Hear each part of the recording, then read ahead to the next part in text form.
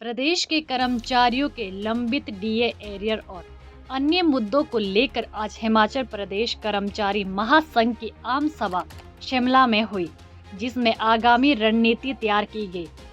महासंघ का कहना है कि ये सचिवालय कर्मचारियों की मांगों के साथ खड़े हैं। सरकार कर्मचारियों को अनदेखा कर खामियाजा भुगतने को तैयार रहे।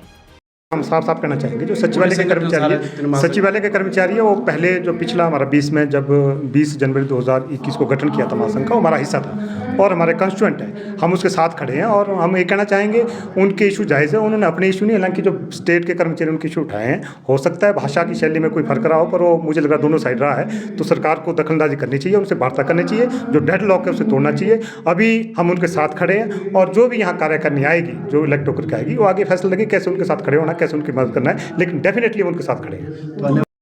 जो दिए गए हैं, अब मैं अपनी बात में कहूँ, जब हमने एक्शन किया तो 10 नोटिस मुझे दिए गए, तो कोई बड़ी बात नहीं है, नोटिस का जवाब जाता है। पर उन्होंने कोई ऐसे डेफिनेटरी लैंग्वेज यूज़ नहीं की है, जो बातें कही है तथ्य पे कही है। हो सकता है कहीं की हो यूज़, तो उसका भी सरकार देखे कि वो उसके परिवार के सदस्य हैं और उन्हें माफ़ किया जाना चाहिए और उनके साथ वार्ता की जाए। क्या ये लड़ाई आगे ज़्यादा चलेगी डीए और उसके एरिया? ऐसा देखो, ऐसा मुझे लग रहा है सरकार और जो कर्मचारी के बीच में एक तालमेल रहना चाहिए।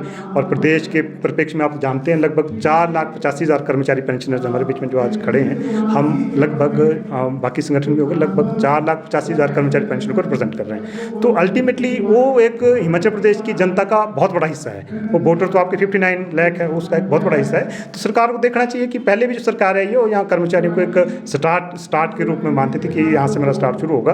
तो मुझे लग रहा है वर्तमान जो सरकार बैठी है उसको अपने इस पर चिंतन करना पड़ेगा। जिस तरह से कर्मचारी से शिफ्ट कर रही है, तो अन्यथा उसको उसका एक खामियाजा भुगतना पड़ेगा, क्योंकि कर्मचारी में आज हम देख रहे हैं कर्मचारियों में भारी क्रोश है। उसे कहीं ना कहीं कर्मचारियों से वार्ता करके जितने कर भी मुद्दे हैं उनको रिजॉल्व करना चाहिए। जैसे आपने यूपीएस का जो यूनिफाइड पेंशन स्कीम का कहा, यूनिफाइड पेंशन को कुछ नहीं, अर्थमेटिक है। उन्होंने उसको बस एक प्रेजेंटेशन दी है। और इसमें सबसे बड़ा नुकसान है कि जो पहले कर्मचारी को कंट्रीब्यूशन वापस आता था 60%, लेकिन अब वो कुछ नहीं आएगा। अब उसको पेंशन उस प्रोपोर्शनेट में कर दिया, लेकिन वो कंट्रीब्यूशन वापस नहीं आएगा, तो बहुत बड़ा नुकसान है।